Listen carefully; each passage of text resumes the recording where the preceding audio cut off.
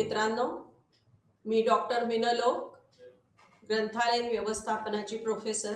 आज तुमच्या सर्वांसमोर ग्रंथालयीन व्यवस्थापनाची तत्वे आणि व्यवस्थापन विचारधारा यावरती तुमच्याशी भाष्य करण्यात आणि तुम्हाला या विषयाची ओळख करून देण्यासाठी आज तुमच्या सर्वांसमवेत आलेली आहे. वास्तविक पाहता ग्रंथालय व्यवस्थापन हा अतिशय महत्त्वाचा विषय आहे. संपूर्ण ग्रंथालय आणि माहिती शास्त्राचा आपण जर आढावा घेतला तर असं आपल्या लक्षात येतं, कारण ह्या सगळ्या ग्रंथालय व्यवस्थापनावरच ग्रंथालयाचा कारभार हा अवलंबून असतो. त्यामुळे ग्रंथपाल हा एक उत्कृष्ट व्यवस्थापक असणं हे नितांत गरजेचं असतं. मग असं का म्हटलं जातं आणि ग्रंथालय व्यवस्थापकाची भूमिका ही ग्रंथालयामध्ये कशी महत्वाची असते हे आता आपण बघू.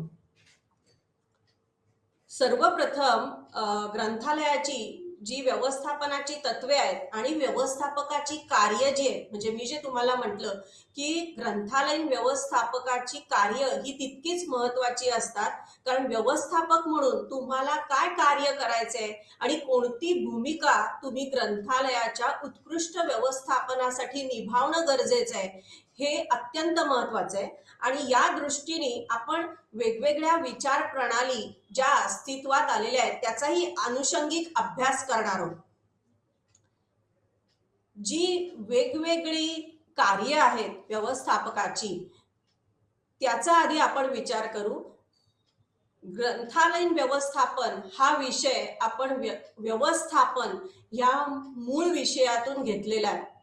मग हा व्यवस्थापन विषय काय आहे तर व्यवस्थापन विषय हा कला आणि शास्त्र या दोन्हीचा एक अनोखा संगम आहे. आणि ह्या व्यवस्थापनाची जी तत्व आहे तीच तत्व आपण ग्रंथालयीन व्यवस्थापनामध्ये अंगीकारलेली आहे आणि व्यवस्थापकाची जी कार्य आहे तीच आपण ग्रंथालयीन व्यवस्थापकाची कार्य म्हणून अंगीकारलेली आहे. त्यामुळे आपण सर्वप्रथम व्यवस्थापनाची तत्व कुठली आणि व्यवस्थापकाची कार्य कुठली हे बघणं खूप महत्वाचं आहे. त्यानंतरच आपल्याला ती ग्रंथालय शास्त्रामध्ये कशी अंमलात आणली जातील याचा विचार करता येईल. आता ही जी व्यवस्थापकाची कार्य आहे त्यातलं सर्वात महत्वाचं आणि पहिलं कार्य आहे नियोजन. इंग्लिशमध्ये ज्याला आपण म्हणतो प्लॅनिंग. इंग्लिशमध्ये अशी एक म्हण आहे, a well beginning is a half done. म्हणजे तुम्ही कुठल्याही कार्याचं पूर्व नियोजन केलं तर ते अर्धे अधिक झाल्यासारखंच आहे. मग असं का म्हटलं जातं? कारण तुम्ही सर्व घटकांचा अनुषंगिक विचार करून त्यानुसार जर तुमच्या कार्याचा आढावा घेऊन तुम्ही तुमच्या कार्याचं नियोजन केलं तर ते कार्य सफल होण्याच्या संधी या जास्तीत जास्त असतात. म्हणून नियोजन हे व्यवस्थापनातलं सर्वात मोठं कार्य आहे आणि जे व्यवस्थापकाने करणं अपेक्षित आहे. कारण व्यवस्थापक म्हणून तुम्हाला संपूर्ण तुमच्या संघटनेचा आढावा घ्यावा लागतो. तुम्ही जिथे कार्य करता त्या संस्थेच्या कार्याचा आढावा घ्यावा लागतो. पुढील आगामी वर्षामध्ये, आगामी 5 वर्षामध्ये, आगामी 10 वर्षामध्ये, म्हणजे ज्याला दीर्घकालीन किंवा अल्पकालीन नियोजन असं म्हटलं जातं, या कालावधीमध्ये तुम्हाला कुठली कार्य करायची आहेत, तुम्हाला कुठले नवीन प्रकल्प करायचे आहेत, कुठल्या योजना अंमलात आणायच्या आहेत, या सगळ्याचा तौलनिक विचार होणं हे अतिशय महत्वाचं असतं, ज्यावर तुमच्या संस्थेची सफलता किंवा असफलता ही अवलंबून असते. त्यामुळे व्यवस्थापक हा धोरणी असणं, ज्याला इंग्लिश मध्ये विजनरी असं म्हणतात, खूप महत्वाचं असतं. व्यवस्थापकाचं दुसरं कार्य कुठलं आहे? व्यवस्थापकाचं दुसरं कार्य आहे ऑर्गनायझिंग, म्हणजे संघटन. तर तुमच्या संघटनेची रचना ही मजबूत करणं आणि त्यानुसार त्या संघटनेच्या आराखड्यानुसार तिसरं फंक्शन म्हणजे स्टाफिंग, म्हणजे कर्मचाऱ्यांची नियुक्ती करणं हे अत्यंत आवश्यक आहे. म्हणजे काय तर आपण ग्रंथालयामध्ये काम करत असताना तुमचं जर विशेष ग्रंथालय असेल तर त्यामध्ये त्या अनुषंगिक कर्मचाऱ्यांची नियुक्ती तुम्हाला करावी लागेल.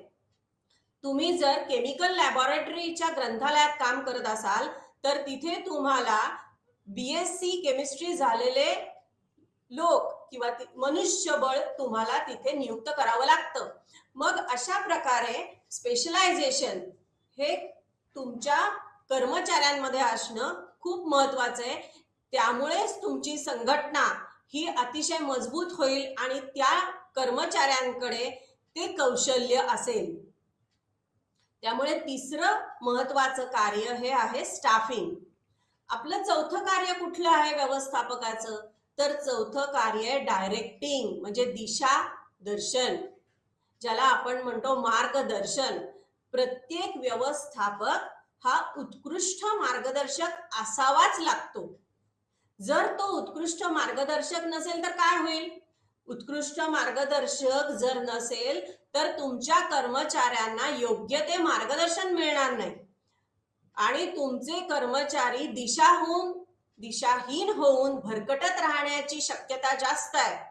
त्यामुळे दिशादर्शन किंवा मार्गदर्शन करण्यासाठी सर्वप्रथम व्यवस्थापकाला सर्व परिस्थितीची माहिती असणं, आपल्या संस्थेमध्ये कुठल्या घटना घडतायत, आपल्या आजूबाजूला कुठले नवीन प्रकल्प चालू आहेत ह्याची माहिती असणं आणि त्या दृष्टीने तुमची दृष्टी तयार असणं, म्हणजेच तुम्ही एक द्रष्टा असणं खूप महत्वाचं आहे. जेणेकरून तुमच्या कर्मचाऱ्यांना येणाऱ्या अडचणी आणि त्यांना वाटणारे संभाव्य धोके तुम्ही अगोदरच त्यांच्या निदर्शनास आणून देऊ शकता किंवा त्यांच्या समस्या तुम्ही कौशल्यपूर्वक हाताळू शकता. म्हणून कुठलाही व्यवस्थापक हा उत्कृष्ट मार्गदर्शक असावाच लागतो, अन्यथा तुमचे प्रकल्प यशस्वी होण्याची शक्यता फार कमी आहे. मग त्याच्या पुढचं कार्य कुठलं व्यवस्थापकाचं?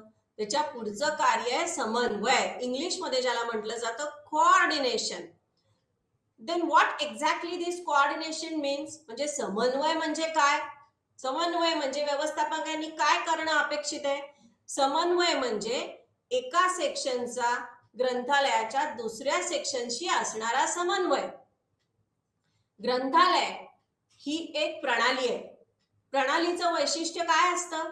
तर एक घटक प्रणालीतला दुसऱ्या घटकाशी जोडलेला असतो आणि एका घटकाची माहिती दुसऱ्या घटकाकडे ही संप्रेषित केली जाते, म्हणजे पाठवली जाते. उदाहरणार्थ ग्रंथालयातल्या देवघेव विभागामध्ये काय काम चालू आहे, देवघेव विभागामध्ये वाचकांच्या कुठल्या मागण्या येत आहेत, कुठल्या ग्रंथासाठी वाचक मागण्या नोंदवत आहेत, हे तुम्हाला ॲक्विजिशन सेक्शनला माहिती असणं खूप आवश्यक आहे.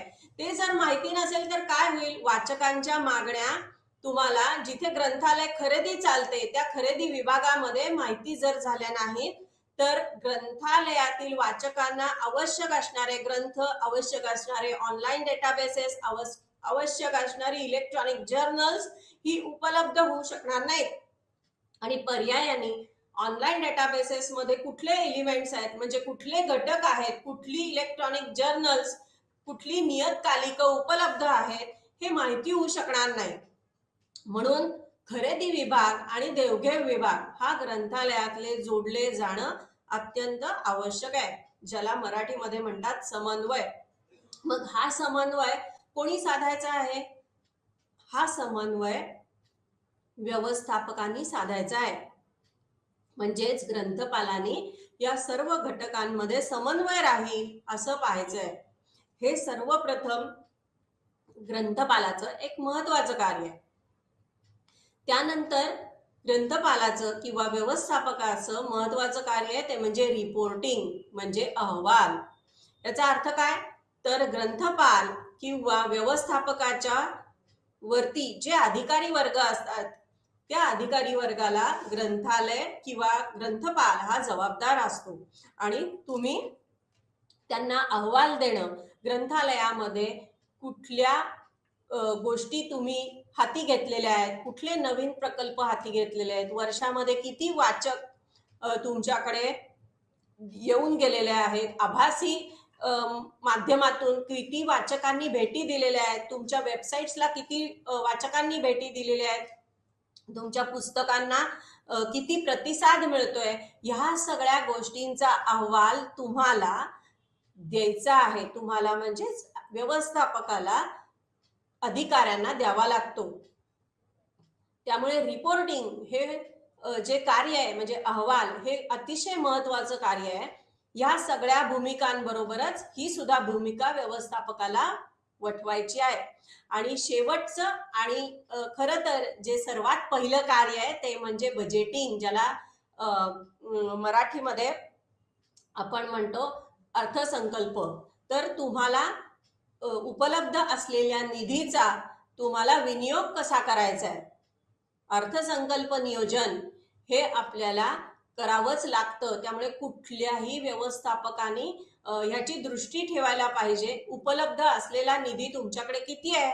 आपण ग्रंथपाल म्हणून कार्य करत असताना तुम्हाला जर ग्रंथालयाचं संगणकीकरण करायचं असेल तर त्या संगणकीकरणासाठी तुमच्याकडे किती निधी उपलब्ध आहे आणि तुम्हाला व्यवस्थापकांनी किती निधीसाठी मान्यता दिलेली आहे, ही दृष्टी ठेवून तुम्हाला त्यानुसार तुमचा अर्थसंकल्प तयार करावा लागेल, ज्यामध्ये ग्रंथालयीन संगणकीकरण हा एक भाग असेल. असं ग्रंथालयीन अर्थसंकल्पाचं नियोजन तुम्हाला दरवर्षीच करावं लागतं. आणि अर्थसंकल्प हे पुढच्या सगळ्या कार्यांचा हा कणा आहे. तुम्हाला अर्थसंकल्प जोपर्यंत तुमचा मंजूर होत नाही त्याच्याशिवाय तुम्ही उत्कृष्ट नियोजन करू शकत नाही, संघटनेमार्फत कर्मचाऱ्यांची नियुक्ती करू शकत नाही, त्यांना मार्गदर्शन करू शकत नाही, त्यांच्यात समन्वय आणणं आणि अंमलात आणलेल्या योजनांचा किंवा प्रकल्पांचा अहवाल सादर करणं, ह्या सर्व कार्यांचा कणा आहे तो म्हणजे बजेटिंग, म्हणजे ज्याला म्हटलं जातं अर्थसंकल्प. इथे आपली व्यवस्थापकाची कार्य, अनुषंगिक कार्य जी आहेत त्याचा पूर्णपणे आपण आढावा आतापर्यंत घेतलेला आहे. आता आपण या व्यवस्थापकाच्या कार्यांचा आढावा घेतल्यानंतर महत्वाच्या विषयाकडे वळणार आहोत, ते म्हणजे व्यवस्थापनाची तत्व. मी जसं तुम्हाला आधी सांगितलं की ग्रंथालय व्यवस्थापनामध्ये आपण मूळ व्यवस्थापनातून आलेली तत्व आणि व्यवस्थापकाची कार्य ही काय केलेली आहेत, घेतलेली आहेत ग्रंथालयीन व्यवस्थापनामध्ये जशीच्या तशी. तर ह्याचं कारण काय आहे, तर ग्रंथालय शास्त्र हे मूळतः अवलंबून किंवा सर्वाधारित आहे व्यवस्थापनावर. कारण ग्रंथालय ही एक प्रणाली आहे आणि ग्रंथालयातल्या विविध घटकांचा समन्वय साधण्यासाठी तुम्हाला त्यांचं व्यवस्थापन करणं हे अत्यंत महत्वाचं आहे. मग या मूळ व्यवस्थापन विषयामध्ये विविध विचारवंतांनी आपले विचार फार प्रभावीपणे मांडलेले. जसं आपल्याला माहितीये डॉक्टर एस.आर. रंगनाथन यांनी ग्रंथालय शास्त्रामध्ये अतिशय मूलभूत विचार मांडले आणि ग्रंथपाल हे कसे एक शिक्षक आहेत आणि त्यांना शिक्षकाचा दर्जा पूर्ण देशभरामध्ये मिळवून देण्यात ते सफल झाले. त्याचप्रमाणे व्यवस्थापन हा विषय मूळतः कॉमर्स ह्या विषयामधून उत्क्रांती त्याची झालेली आहे आणि ह्या व्यवस्थापन विषयाची वाढ ही अनुषंगिक वाढ झालेली आहे. ज्याप्रमाणे इंडस्ट्री, कॉर्पोरेट इंडस्ट्रीमध्ये जशी उत्क्रांती झाली त्यानुसार व्यवस्थापन विषयाची वाढ आपल्याला झालेली दिसते. आणि वेगवेगळ्या विचारवंतांनी जे विविध इंडस्ट्रीमध्ये जे कार्यरत आहेत अशा व्यवस्थापकांनी यामध्ये आपले मूलभूत विचार मांडलेले आहेत की व्यवस्थापन तुम्ही कशा प्रकारे करू शकता. ही व्यवस्थापनाची तत्व म्हणजे काय आहेत. व्यवस्थापनाची तत्व आपल्याला सांगतात की उत्कृष्ट व्यवस्थापन आपल्याला कसं करता येईल आणि तुम्हाला उत्कृष्ट व्यवस्थापनाद्वारे अपेक्षित परिणाम कसा साध्य करता येईल. हे खूप महत्वाचं आहे कारण आपण कुठलीही संस्था ही पूर्वनिर्धारित उद्दिष्ट गाठण्यासाठीच करत असतो. आपण ग्रंथालय कशासाठी चालवतो तर आपलं जे पूर्वनिर्धारित उद्दिष्ट आहे म्हणजे वाचकांना जास्तीत जास्त चांगली सेवा मिळवून देणं. मग ह्यासाठी आपल्याला ग्रंथालयाचं उत्कृष्ट व्यवस्थापन कसं करता येईल? मग त्यासाठी मूळ व्यवस्थापनामध्ये व्यवस्थापकांनी कुठल्या कुठल्या पद्धती सांगितलेल्या आहेत, कुठली तत्व सांगितलेली आहेत, त्याचा मूळ उगम कुठला, व्यवस्थापन शास्त्र कधी सुरू झालं, व्यवस्थापन म्हणजे काय, तर ह्या विषयाचा सर्वांगीण अभ्यास आता आपण करू. व्यवस्थापनाची जी थिअरी आहे, तर ती जी मूळ तत्व आहे त्याचं प्रमुख 3 प्रकारात विभाग होतात. पहिला विभाग जो आहे तो क्लासिकल थिअरी, पारंपरिक जो दृष्टिकोन आहे. देन जो दुसरा भाग आहे त्याला म्हणायचं निओ क्लासिकल, जिथे मानवी संबंधांना महत्व आलेलं आहे आणि मानवी हस्तक्षेपामुळे व्यवस्थापन कसं सुधारलं जातं हे या काळामध्ये व्यवस्थापकांच्या लक्षात आले, ज्याला म्हणतात निओ क्लासिकल थिअरीज. तिसरी जी तत्व आहेत त्याला आधुनिक तत्व म्हणजे मॉडर्न तत्व ज्याला म्हणतात, ज्यामध्ये ग्रंथालय ही एक प्रणाली आहे, जसं आपण म्हणतो तसं सर्व संघटना किंवा सर्व कंपन्या, सर्व इंडस्ट्रीज ह्या एक प्रणाली आहे आणि ज्यामधून तुम्हाला अपेक्षित असे परिणाम मिळवायचे आहेत, तुम्हाला चांगल्यापैकी तुम्हाला कार्य करायचे आहे. तर हे कार्य करण्यासाठी आपल्याला मॅट्रिक संस्थेसारख्या संस्थांमार्फत कार्य करावं लागतं. तर ह्या प्रमुख तिन्ही भागाचा आपण आज विचार करणार आहोत. या तिन्ही भागांमध्ये विविध येणारे भाग जे आहेत ते म्हणजे शास्त्रीय व्यवस्थापन, की तुम्हाला व्यवस्थापनाकडे शास्त्रीय दृष्टिकोनातून पाहायला आपल्याला शिकवलं जातं, जेणेकरून शास्त्रीय दृष्ट्या तुम्हाला त्याचे परिणाम मिळतील. कार्यान्वित दृष्टिकोन हा सुद्धा आपल्याला विचारवंतांनी सांगितलेला आहे, की तुम्ही तुमच्या कार्यावरती दृष्टिकोन ठेवून किंवा तुम्ही तुमच्या कार्याला पूर्वनिर्धारित उद्दिष्टामार्फत त्याची अंमलबजावणी करून तुम्हाला जास्तीत जास्त चांगले परिणाम कसे मिळतील, नोकरशाही सारखी व्यवस्था अस्तित्वात आणून मोठ्या मोठ्या कंपन्या किंवा मोठी मोठी ग्रंथालय तुम्हाला कशी चालवता येतील, मानवी संबंधाचा दृष्टिकोन किंवा सामाजिक दृष्टिकोन, निर्णय प्रक्रिया दृष्टिकोन आणि व्यवस्थापकीय दृष्टिकोन, हे 4 महत्वाचे दृष्टिकोन आपल्याला निओ क्लासिकल थिअरीमध्ये बघायला मिळतात, की ज्यातून मानवी संबंधाचा परिणाम आपल्या पूर्ण व्यवस्थेवर झालेल्या व्यवस्थापकांना किंवा विचारवंतांना आढळलेला आहे. त्यामुळे त्यांनी जास्तीत जास्त त्याकडे तुम्ही फोकसली बघून तुम्हाला कसे रिझल्ट्स म्हणजे मानवी संबंधांना महत्व देऊन थोडक्यात तुमच्या मनुष्यबळाला, तुमच्याकडे तुमच्या संस्थेमध्ये जे मनुष्यबळ कार्य करतं त्या बळाचे विचार किंवा त्यांचा दृष्टिकोन, त्यांची मतं ह्याला तुम्ही महत्व देऊन तुम्ही तुमचं कार्य आणि तुमची उद्दिष्ट कशी साध्य करू शकता, की जेणेकरून ते स्वेच्छेने तुमच्या कार्यात सहभागी होतील. हा झाला निओ क्लासिकल थिअरी दृष्टिकोन.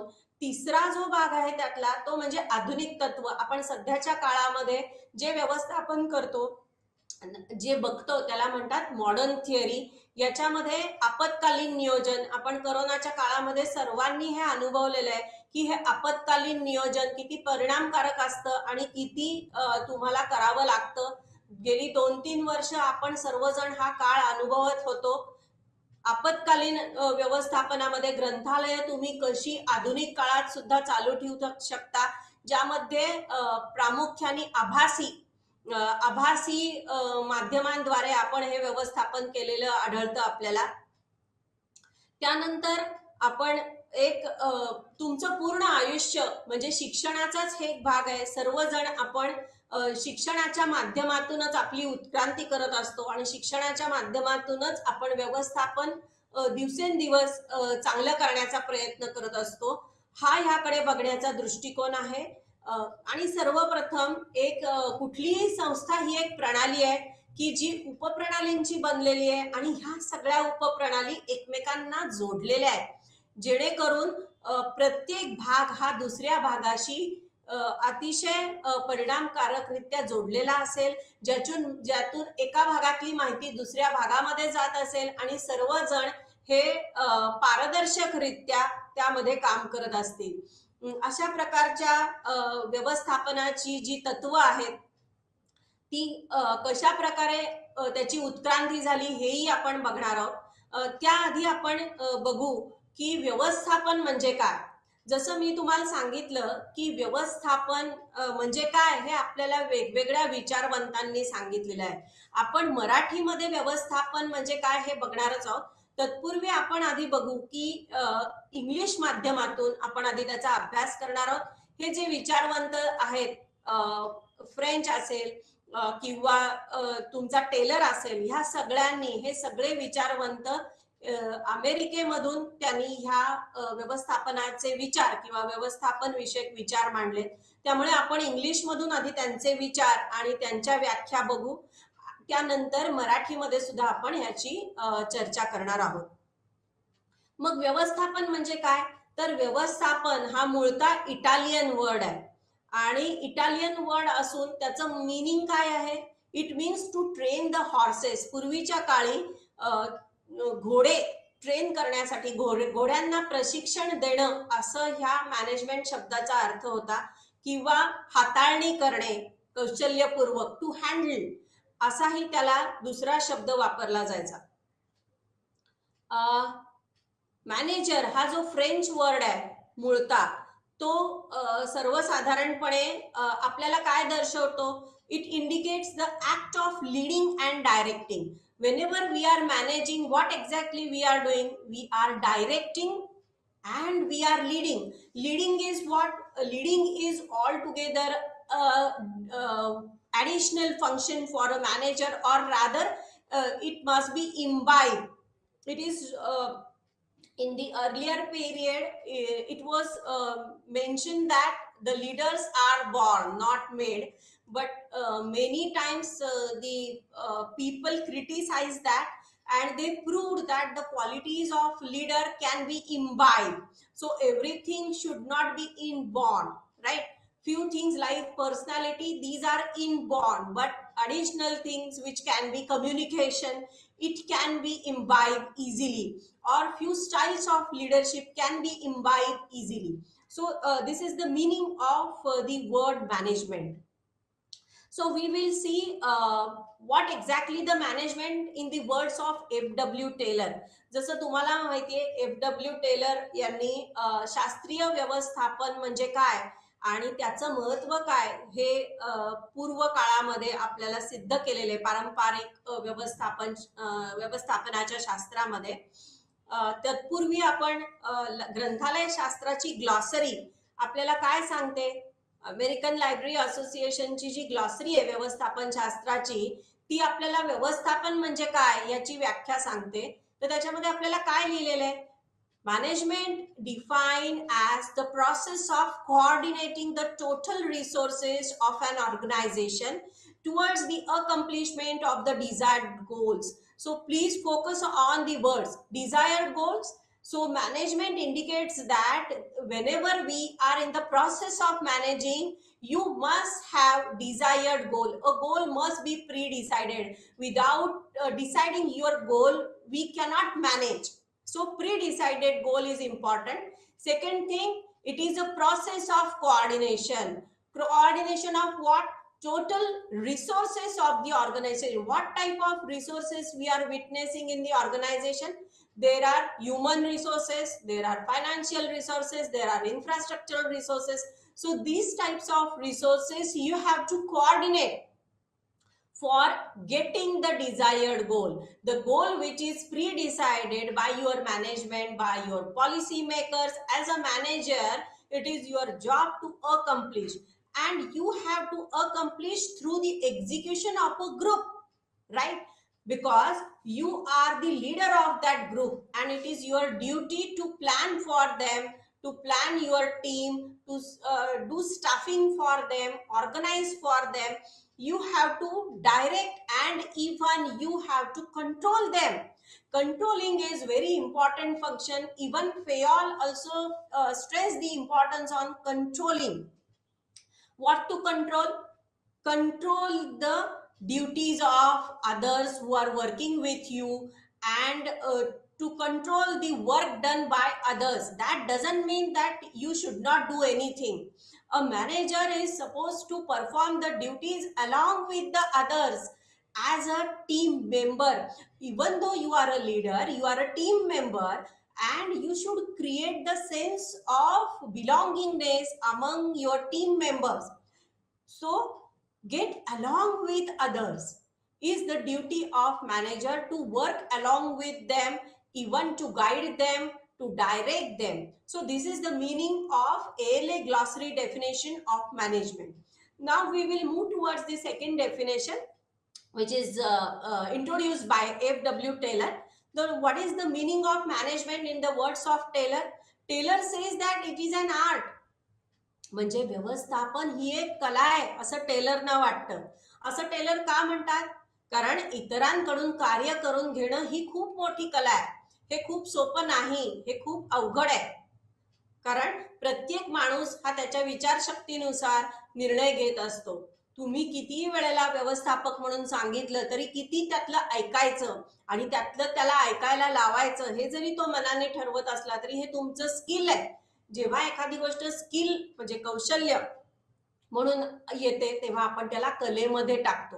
म्हणून व्यवस्थापन हे एक कौशल्य आहे असं टेलर यांना वाटतं.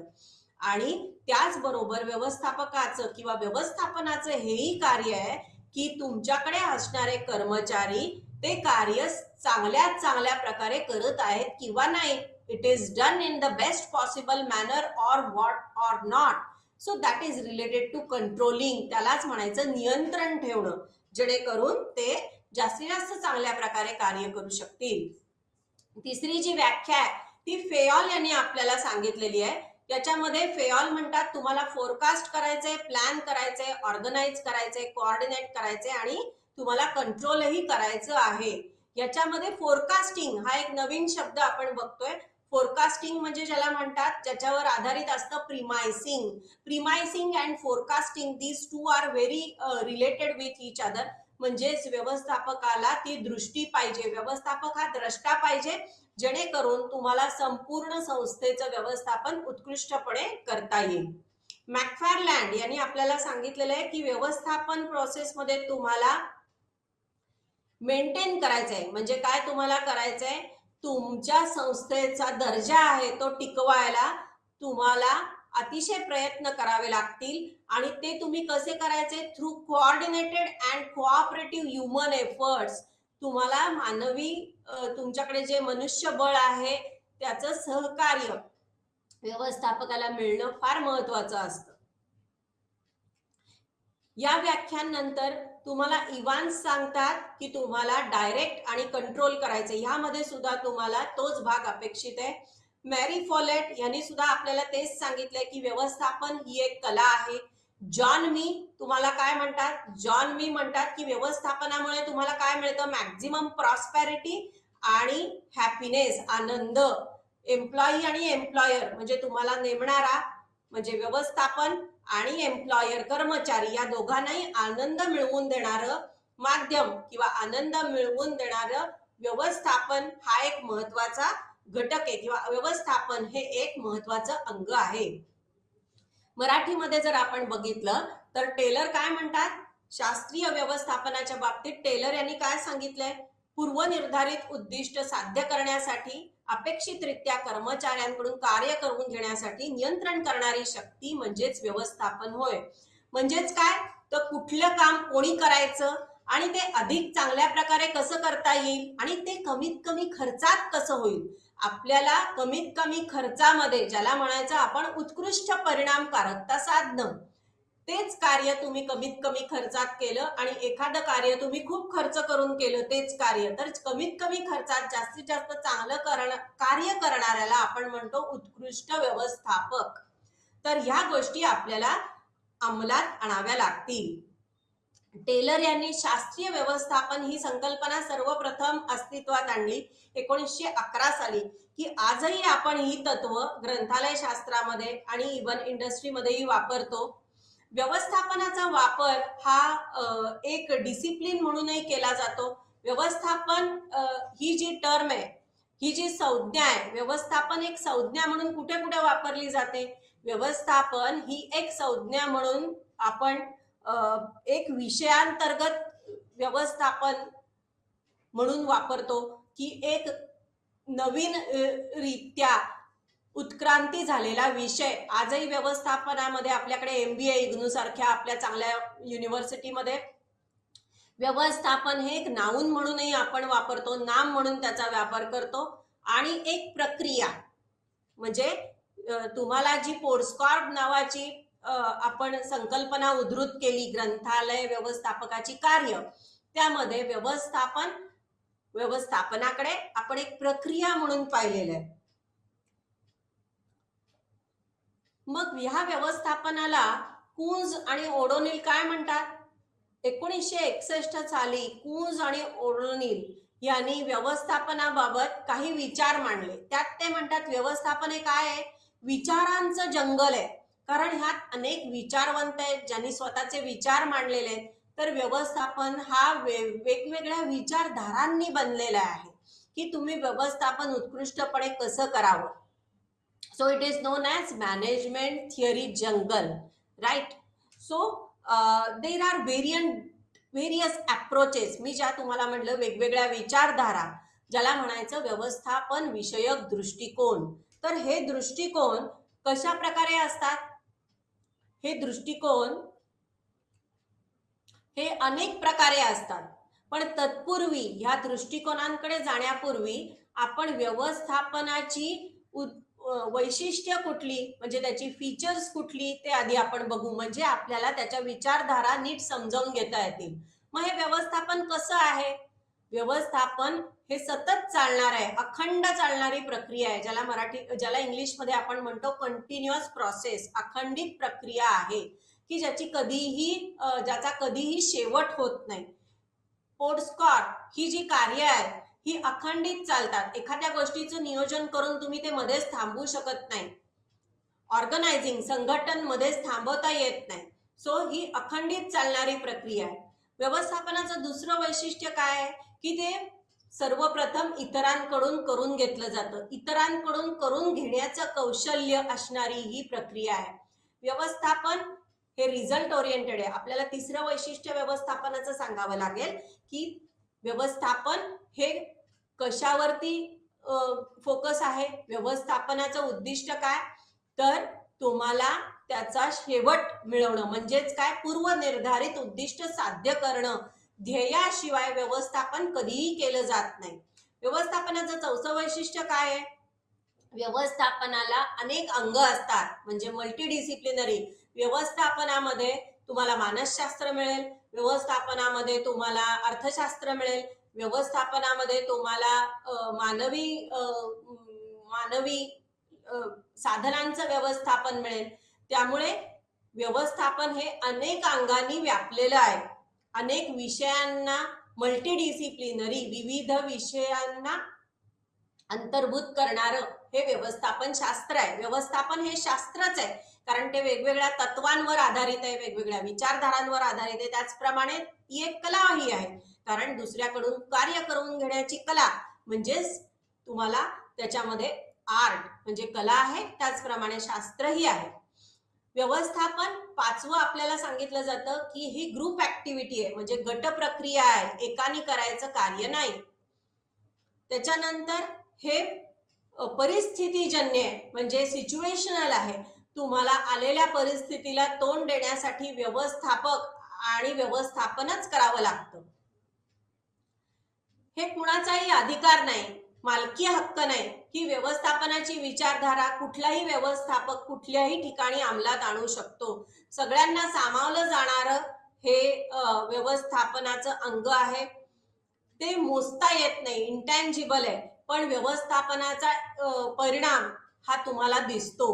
व्यवस्थापनाचा परिणाम, चांगलं व्यवस्थापन, वाईट व्यवस्थापन आपल्याला दिसतं. म्हणजे कुठलाही प्रकल्प सफल झालेला, असफल झालेला आपल्या सहजरित्या समजून येतो. म्हणूनच ते कसं आहे, त्याचा परिणाम तुम्हाला दिसतो.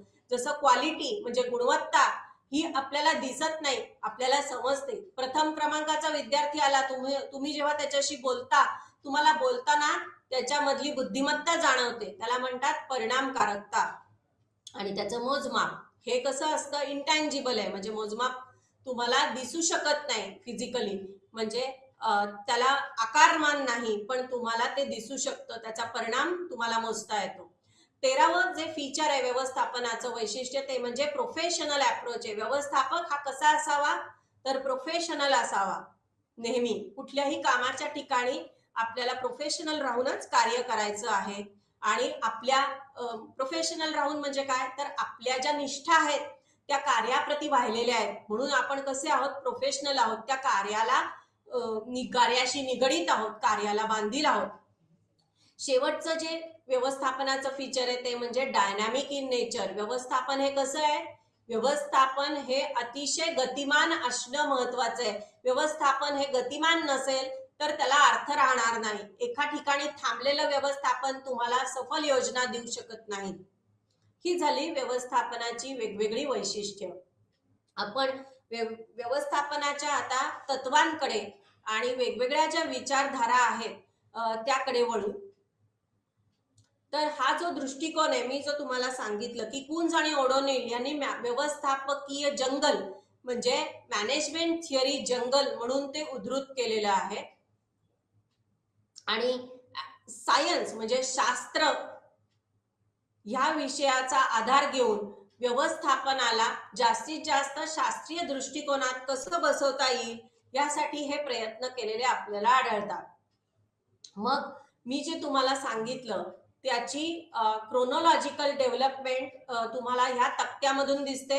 यामध्ये क्लासिकल थिअरी ही तुम्हाला अर्ली कॉन्ट्रीब्युशन म्हणजे टेलर पूर्व काळ व्यवस्थापनाचा महत्वाची विभागवारी जी आहे ती टेलर पूर्व काळ आणि टेलरच्या उत्क्रांतीनंतरचा म्हणजे शास्त्रीय व्यवस्थापनाच्या आधीचा काळ आणि नंतरचा काळ. कारण शास्त्रीय व्यवस्थापनाचा काळ हा सर्वात महत्वाचा समजला जातो, जिथं टेलर यांनी व्यवस्थापनाला शास्त्रीय दृष्टिकोन दिलेला आहे आणि एखादं कार्य तुम्ही शास्त्रीय पद्धतीने कसं करू शकता हे सिद्ध केलेलं आहे. त्याच्या पूर्वीचा जो काळ होता त्यामध्ये तुम्हाला कौटिल्याचं अर्थशास्त्र किंवा ताजमहाल उभारली जाण्याची प्रक्रिया किंवा इजिप्तचे पिरामिड ह्या सगळ्या गोष्टी अर्ली कॉन्ट्रीब्युशन मध्ये जातात की जिथे अधिकाधिक तुम्हाला मानवाच्या बळाचा म्हणजे मानवी बळाचा वापर करून ह्या गोष्टी करून घेतल्या गेल्या ऑटोक्रसीनी हुकुमशाही पद्धतीने. ही नंतर हळूहळू आपण नाहीशी झालेली बघतो जेव्हा टेलर यांनी शास्त्रीय पद्धत अस्तित्वात आणली. त्यानंतर तुम्हाला ब्युरोक्रेटिक स्कूल म्हणजे नोकरशाही अस्तित्वात आणलेली आहे वेबर या विचारवंतांनी. मोठ्या मोठ्या उद्योग समूहांसाठी ही पद्धत वापरली जाते. 1930 ते 1945 पर्यंतचा काळ हा क्लासिकल मध्ये जातो. त्यानंतर निओ क्लासिकल की मानवी संबंधाचा काळ किंवा मानवी महत्व हे तुम्हाला उद्योग समूहामध्ये आलेलं आहे. आणि मनुष्य जोपर्यंत काम करत नाही तोपर्यंत तुम्हाला व्यवस्थापन करता येणार नाही, म्हणून मनुष्यबळाला अनन्यसाधारण महत्व या निओ क्लासिकल पिरियड मध्ये आलेले आहे. 1930 ते 1970 हा महत्वाचा कालखंड हा निओ क्लासिकल कालखंडामध्ये गणला जातो. तिसरा कालखंड जो आहे व्यवस्थापनाचा त्याला मॉडर्न थिअरी म्हटलं जातं. तो 1960 पासून आतापर्यंतचा पूर्ण काळ हा ग्रंथालय शास्त्राचा आधुनिक काळ, ग्रंथालय व्यवस्थापनाचा व्यवस्थापन शास्त्रातील आधुनिक काळ म्हणून ओळखला जातो तो आजपर्यंत. आता आपण वेगवेगळ्या व्यवस्थापनाच्या तत्वांचा अभ्यास करू. पहिला जो काळ आहे क्लासिकल थिअरी ज्याला आपण टेलर पूर्व काळ असं संबोधतो. मी जे तुम्हाला सांगितलं की कौटिल्याचं अर्थशास्त्र यामध्ये मोडतं आणि ट्रॅडिशनल स्कूल ऑफ मॅनेजमेंट म्हणजे परंपरागत विचारधारा ही यामध्ये मोडते. ट्रॅडिशनल स्कूल ऑफ मॅनेजमेंटचा अंतर्भाव या काळामध्ये होतो की जिथे पिरॅमिड आहेत, त्याच्यानंतर तुमचे ताजमहाल आणि कारागिरांनी कार्य केलेलं तुमची फ्रेंचची भिंत आहे. ह्या सगळ्या नाझी अर्थशास्त्र जर्मनीच्या भिंती उभारलेल्या आहेत जिथे मानवी बळाचं सर्वात मोठं एक्सप्लॉयटेशन आपल्याला झालेलं आढळतं. याला म्हणायचं क्लासिकल थिअरी. क्लासिकल थिअरी नंतर टेलर यांनी सायंटिफिक मॅनेजमेंट अस्तित्वात आणलं. टेलर बरोबरच हेनरी गॅन्ट आणि लिलिया गिल्बर्ट यांचा सुद्धा सहभाग यात खूप मोठा आहे की ज्यांनी आपल्याला टाइम अँड मोशन स्टडी म्हणजे वेळ आणि हालचालींचा अभ्यास करून एखादं कार्य कमीत कमी वेळामध्ये अपेक्षित रिझल्ट मिळण्यासाठी कसं करता येईल हे मांडलेलं आहे. टेलर यांनी आपल्याला शास्त्रीय व्यवस्थापनाची जी 4 तत्व सांगितली ती म्हणजे प्रत्येक माणसाचा जॉब हा महत्वाचा आहे आणि तो वेगवेगळ्या घटकांमध्ये तुम्ही त्याची विभागणी करणं हे खूप महत्वाचं आहे. दुसरं जे प्रिन्सिपल टेलरनी सांगितलं ते म्हणजे तुम्ही तुमच्या वर्कर लोकांचं तुमच्याकडच्या कर्मचाऱ्यांची निवड करताना ती कशी कराल, शास्त्रीय पद्धतीने करा. की केमिकल इंडस्ट्री मधल्या ग्रंथालयात तुम्ही काम करत असाल तर BSc शास्त्र विषय घेऊन पदवीधर झालेले आणि नंतर ग्रंथालय शास्त्रात द्विपदवीधर झालेलेच कामगार तुम्ही निवडा, जेणेकरून त्यांना प्रशिक्षण देणं हे अतिशय आपल्याला सोपं जाणार आहे आणि आपल्याला रिझल्ट अतिशय चांगले मिळणार आहेत.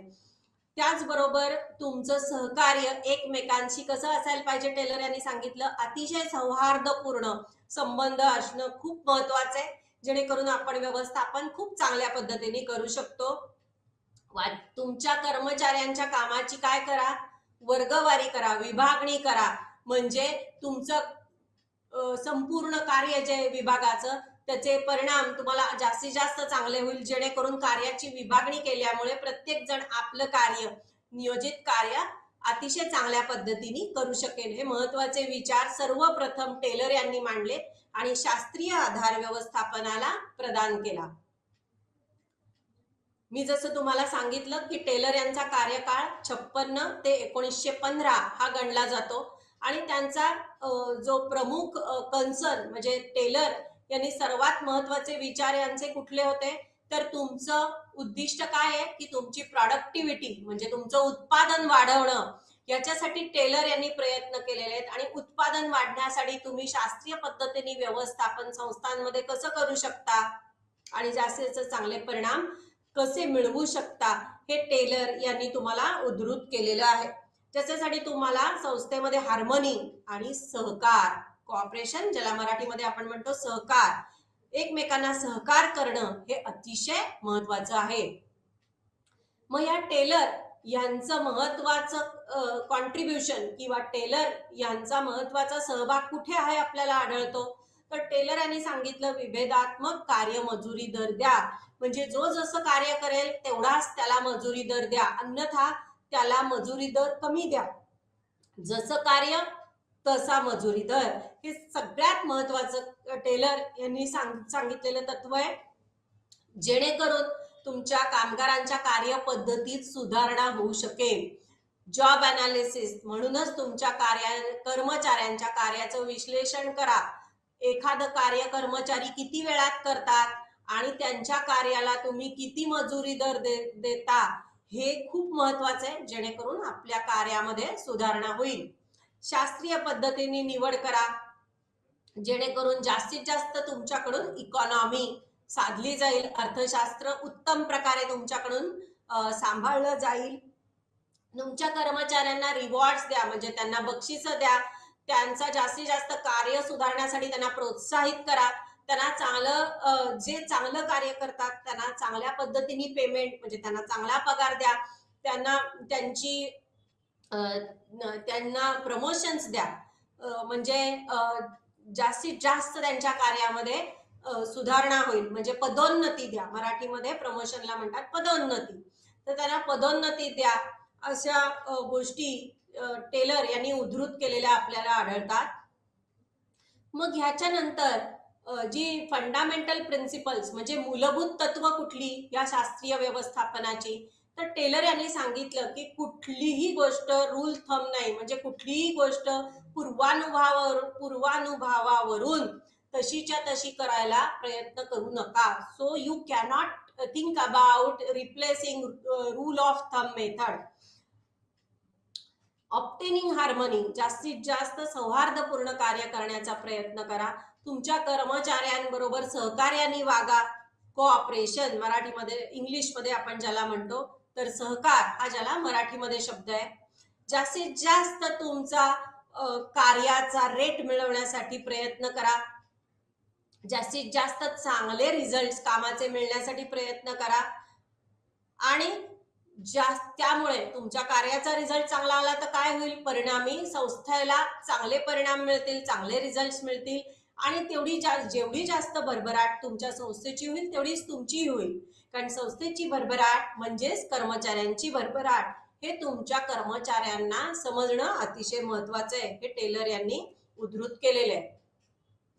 त्यानंतरचं जी विचारधारा आहे प्रशासकीय व्यवस्थापन ज्याला म्हटलं जातं, जे फेयॉल यांनी आपल्या कारकिर्दीमध्ये उद्धृत केलं. फेयॉल हे एक फ्रेंच इंडस्ट्रियलिस्ट होते जे मायनिंग इंडस्ट्रीमध्ये कार्य करत होते आणि त्यांनी आपल्या संपूर्ण कार्याचा अनुभव हा पुस्तकामधून 1916 मध्ये त्यांनी जनरल आणि इंडस्ट्रियल मॅनेजमेंट नावाचं एक पुस्तक पब्लिश केलं, प्रकाशित केलं, ज्यामधून त्यांनी व्यवस्थापनाची कार्य उद्धृत केली. नियोजन, संघटन, command, coordination and control. Fayol यांनी 5 महत्वाची कार्य व्यवस्थापकाची सांगितली. आपण ल्युथर गुलिकची फोर्सकॉर्प ही फंक्शन्स आधी पाहिली. आता फेयॉल यांनी आपल्याला 5 फंक्शन सांगितले की ज्याच्यामध्ये ऍडिशनल फंक्शन आहे कंट्रोल, ज्याला म्हटलं जातं नियंत्रण. जे 5वं फंक्शन आहे की तुम्हाला संपूर्ण संस्थेवरती नियंत्रण ठेवायचं आहे. याच्यामध्ये फेयॉल यांचा पूर्ण रोल किंवा पूर्ण भाग हा व्यवस्थापनाची आणि व्यवस्थापकाची कार्य सांगणं आणि व्यवस्थापकाला मार्गदर्शन करणं हाच राहिलेला आहे. या व्यतिरिक्त फेयॉल यांनी ग्रंथालय शास्त्रामध्येही सुद्धा आपण ही 14 तत्व वापरतो. फेयॉल यांनी व्यवस्थापनाची 14 तत्व सांगितली. ही 14 तत्व कुठली? अतिशय सोपी ही 14 तत्व आहे. त्यातलं पहिलं तत्व आहे श्रम विभागणी. प्रत्येक कर्मचाऱ्याच्या श्रमांची विभागणी करा. तुमच्या टोटल उद्योग समूहाच्या कार्याची विभागणी करा, जेणेकरून प्रत्येकाला आपलं कार्य कौशल्यकारकरित्या साध्य करता येईल. डिव्हिजन ऑफ वर्क, श्रम विभागणी असं पहिलं कार्य आहे. दुसरं तत्व जे आहे ते ऑथॉरिटी अँड रिस्पॉन्सिबिलिटी, अधिकार आणि जबाबदारी. हे दुसरं तत्व आहे फेयॉल यांनी सांगितलेलं की प्रत्येक व्यक्तीला तुम्ही जर जबाबदाऱ्या दिल्या तर त्याला तेवढ्याच प्रमाणात अधिकार द्या, जेणेकरून तो व्यक्ती आपलं कार्य जास्तीत जास्त चांगल्या प्रकारे हे पूर्ण करू शकेल. तिसरं जे आहे प्रिन्सिपल शिस्त पालन. प्रत्येक उद्योग समूहाला एक ठराविक शिस्त असायला पाहिजे. हे तिसरं तत्व फेयॉल आपल्याला सांगतात. चौथं जे तत्व आहे ते अधिकारांची एकवाक्यता. तुमच्या अधिकारांमध्ये कशी असायला पाहिजे? एकवाक्यता असायला पाहिजे. म्हणजेच फेयॉल यांना सेंट्रलायझेशन ऑफ पॉवर अपेक्षित आहे की तुम्हाला एकच सुपरवायझर असेल, तुम्हाला एकच उच्चाधिकारी असेल आणि जो तुम्हाला एकाच प्रकारे तुम्हाला ऑर्डर्स देईल. आता सध्याच्या काळामध्ये आपण मॅट्रिक्स ऑर्गनायझेशन्स बघतो की अनेकाविध लेवल्सवरून, अनेकाविध पातळीवरून व्यवस्थापकांना ऑर्डर्स येतात आणि एक व्यवस्थापक हा 3 किंवा 4 प्रकल्पांवर अतिशय कौशल्यकारकरित्या कार्य करत असतो. पण हे आजच्या काळामध्ये शक्य आहे. आजच्या काळामध्ये व्यवस्थापनाच्या संकल्पना तेवढ्या उत्क्रांती झालेली आहे संकल्पनांमध्ये. जेव्हा तो सुरुवातीचा काळ होता, हा सुरुवातीच्या काळामध्ये फेयॉल यांनी सांगितलं की ही एकवाक्यता असणं फार महत्वाचं आहे.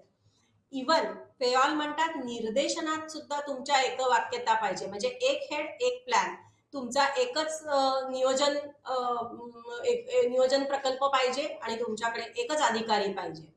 पुढचं फेयॉल यांनी सांगितलेलं तत्व जे आहे ते व्यक्तिगत हितापेक्षा संस्थेचं हित श्रेष्ठ. म्हणजे तुमच्या संस्थेचं जे हित आहे ते सगळ्यात महत्वाचं आहे. तुम्हाला मिळणारा मोबदला हा तेवढाच महत्वाचा आहे. तुमच्या एम्प्लॉईजना चांगला मोबदला द्या. सेंट्रलायझेशन म्हणजे सेंटर पॉवर, केंद्रीकरण असणं हे खूप महत्वाचं आहे. फेयॉल आणि अधिकारांची साखळी हे 9वं तत्व सांगितलेलं आहे. अधिकार हे वरच्या कर्मचाऱ्यापासून शेवटच्या कर्मचाऱ्यापर्यंत अधिकारांची साखळी तुम्हाला झालेली असते आणि त्या अधिकार साखळी मार्फतच आपल्याला कार्य करायचंय, जेणेकरून आपल्याला चांगले त्याचे रिझल्ट मिळतील आणि कुठलाही गोंधळ होणार नाही. म्हणजे क्रमबद्धता हे जे पुढचं तत्व आहे, प्रत्येक व्यक्ती आपल्या क्रमावर असेल, प्रत्येक अधिकार आपल्या क्रमावर असतील. समानता, कुठल्याही कर्मचाऱ्याला बायास ट्रीटमेंट देऊ नका. त्यांच्यामध्ये स्थैर्य आणण्याचा प्रयत्न करा, त्याच्यासाठी पुढाकार घ्या. एक व्यवस्थापक म्हणून तुम्ही पुढाकार घेऊन संघभावनेने कार्य करा. तर तिसरं जे आपण तिसरी जी क्लासिकल थिअरी मधली थिअरी आहे, ज्याला नोकरशाही म्हटलं जातं, ती मॅक्स वेबर यांनी अस्तित्वात आणलेली आहे. मॅक्स वेबर हा जर्मन सोशलॉजिस्ट, जर्मन सामाजिक कार्यकर्ता असून मोठ्या मोठ्या कार्यरत संस्थांसाठी त्यांनी ही ब्युरोक्रेसी सिस्टीम अस्तित्वात आणली. उदाहरणार्थ तुमची टाटा मोटर्स ही तुम्ही कंपनी बघितली तर तिथे तुम्हाला ब्युरोक्रेटिक सिस्टीम दिसते, म्हणजे नोकरशाही, जिथे मोठे मोठे उद्योग समूह चालतात. इथे प्रिन्सिपल ऑफ हायरार्की आपण बघतो. कडक नियम असतात. प्रमोशन किंवा तुमचं डिमोशन, पदावनती सुद्धा होऊ शकते. आणि कडक निर्बंध असतात, जेणेकरून तुम्हाला ठराविक काळात कार्य करण्याची सक्ती असते. कुठल्याही प्रकारची तुम्हाला गैरमुभा दिली जात नाही. तर मोठ्या प्रकारे जिथे काम चालतं तिथे या गोष्टी करतात. या ब्युरोक्रेसीला काही अडचणी सुद्धा येऊ शकतात. तुम्हाला कार्यान्वित करताना अनेक अडचणी असतात. मोठ्या संस्थांमध्येच ही पद्धती जास्तीत जास्त सुकर होऊ शकते. अशा प्रकारे आपण क्लासिकल थिअरी, व्यवस्थापनाची विविध तत्व, व्यवस्थापन म्हणजे काय आणि त्याच्यातले व्यवस्थापनातले जे प्रमुख कालखंड आहेत, क्लासिकल, निओ क्लासिकल आणि मॉडर्न, हे बघितले. आणि पहिल्या क्लासिकल थिअरी मध्ये आपण ब्युरोक्रेसी सिस्टीम पर्यंत आज पूर्ण आलेलो आहोत. अशा प्रकारे आपण व्यवस्थापनाची तत्व आणि व्यवस्थापन म्हणजे काय आणि व्यवस्थापकाची कार्य काय हे अतिशय योग्यरित्या पाहिले. यानंतर आपण व्यवस्थापनाच्या उत्क्रांतीचा पुढील कालखंडाकडे जाऊ. नमस्कार, धन्यवाद.